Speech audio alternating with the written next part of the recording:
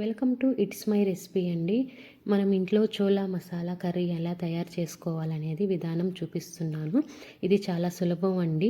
చాలా తొందరగా అయిపోతుంది. చాలా టేస్టీగా ఉంటుంది. చాలా బాగుంటుంది. ఇది చపాతీలోకి కానీ కర్రీలోకి కానీ చాలా బాగుంటుంది. వీటికి కావాల్సిన పదార్థాలు ఇవి తెల్ల శనగలండి. నేను 1/4 కిలో తెల్ల శనగలు తీసుకొని నైట్ పూట నానబెట్టుకొని ఉదయాన్నే ఉడకబెట్టుకున్నాను. నేను కుక్కర్లో 3 విజిల్స్ ఇచ్చి ఈ విధంగా ఉడకబెట్టుకున్నాను. ఇప్పుడు వీటికి కావాల్సిన పదార్థాలు: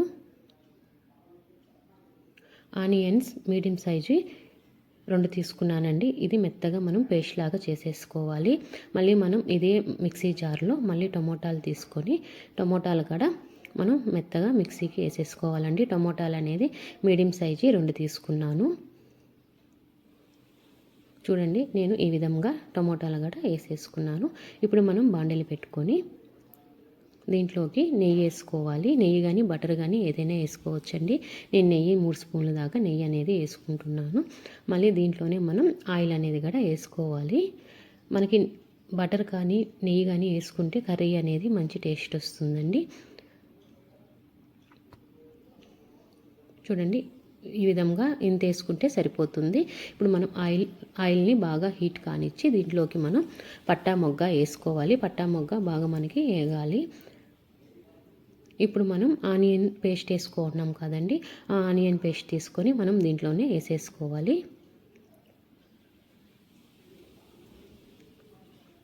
ఆనియన్ అనేది బాగా మనకి లైట్ గోల్డ్ కలర్కి వచ్చేదాకా వేయించుకోవాలి. పేస్ట్ అనేది అప్పుడే మనకి మంచి టేస్ట్ వస్తుంది కర్రీ అనేది.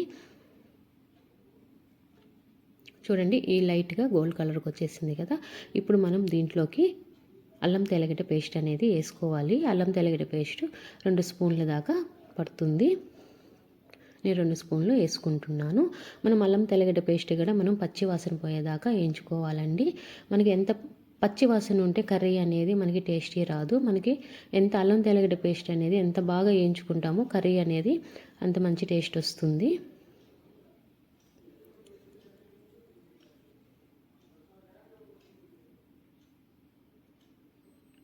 చూడండి, నేను అల్లం తెల్లగడ్డ పేస్ట్ పచ్చి వాసన పోయేదాకా వేయించుకున్నాను.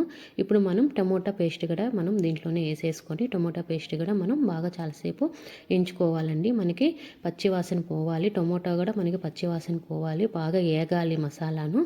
మనకి ఎంత వేగితే మనకి కర్రీ అనేది అంత టేస్ట్ వస్తుంది. మనకి ఇప్పుడు మాడుతుందండి. మనం సిమ్లో పెట్టుకొని వేయించుకోవాలి. చూడండి, టమోటా కూడా బాగా వేగిపోయింది. ఇప్పుడు మనం దీంట్లోకి కరివేపాకు, ఒక పెద్ద పచ్చిమిరపకాయ తీసుకొని దాన్ని సన్నగా తరిగి వేయాలండి. మనం లావుగా వేయకూడదు. మనం సన్నగా వేసుకుంటేనే కర్రీలో బాగా కలిసిపోతుంది మనకి. ఇప్పుడు పసుపు,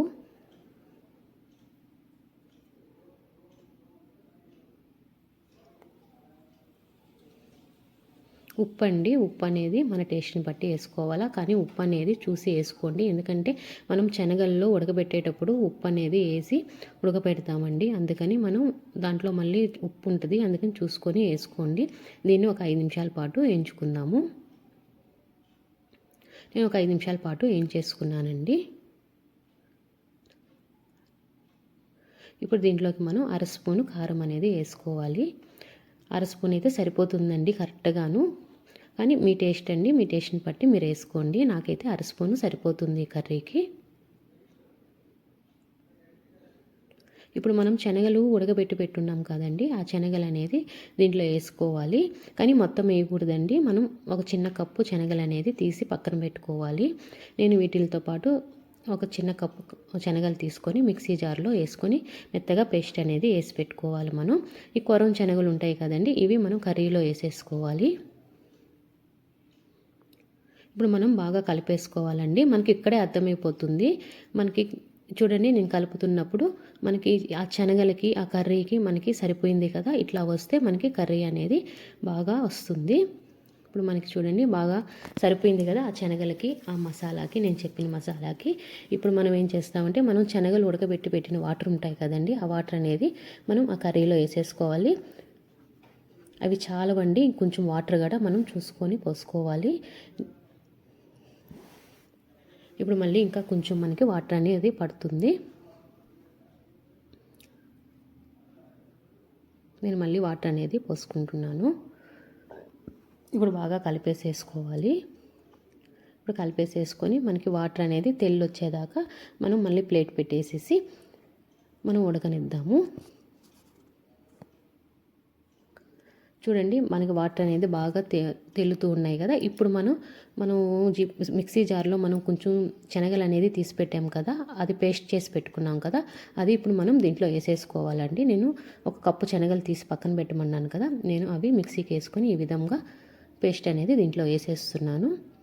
ఇప్పుడు మనం బాగా కలిపేసేసుకొని మనకి కొంచెం వాటర్ మళ్ళీ పడతాయండి, మనం వాటర్ అనేది పోసుకోవాలి.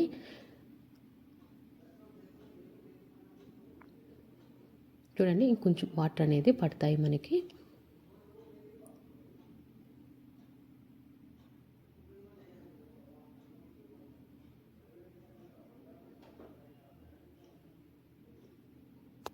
ఇప్పుడు మనం ఇంకొంచెం వాటర్ అనేది పోసుకుందాము. ఇప్పుడు పోసేసుకొని కలిపేసేసుకొని మనం ప్లేట్ పెట్టేసి ఒక 10-15 నిమిషాల పాటు ఉడకబెట్టుకుందామండి.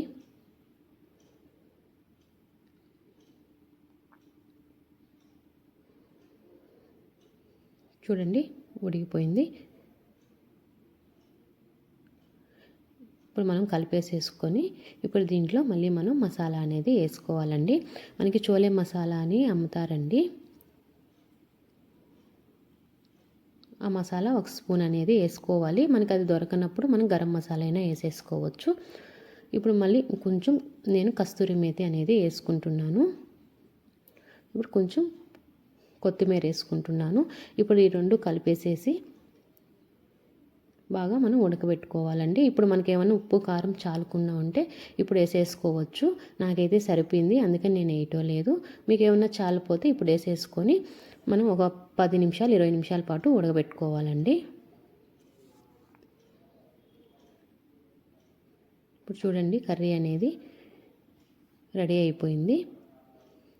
బాగా మనం కలిపేసుకొని చూడండి బాగా వచ్చేసింది కదా కర్రీ అనేది. ఆ శనగలకి ఆ మసాలాకి కరెక్ట్గా ఉంది కదా, చాలా టేస్టీగా ఉంటుందండి, చాలా బాగుంటుంది. ఇప్పుడు మనం దీన్ని తీసేసుకొని బౌల్లోకి తీసేసుకుందాము. చూడండి ఎంత బాగా వచ్చిందోనో, చాలా టేస్టీగా ఉంటుందండి, చాలా బాగుంటుంది. మీరు ఇలా ఒకసారి తయారు చేసి చూడండి. అసలు మనం హోటల్లో కూడా తినబడలేదండి, అంత టేస్టీగా ఉంటుంది ఇలా చేస్తేను. ఇప్పుడు పైన మనం కొంచెం కొత్తిమీర వేసేసుకొని ఇప్పుడు కర్రీ అనేది రెడీ అయిపోయిందండి. మీకు నచ్చితే లైక్ చేయండి, షేర్ చేయండి.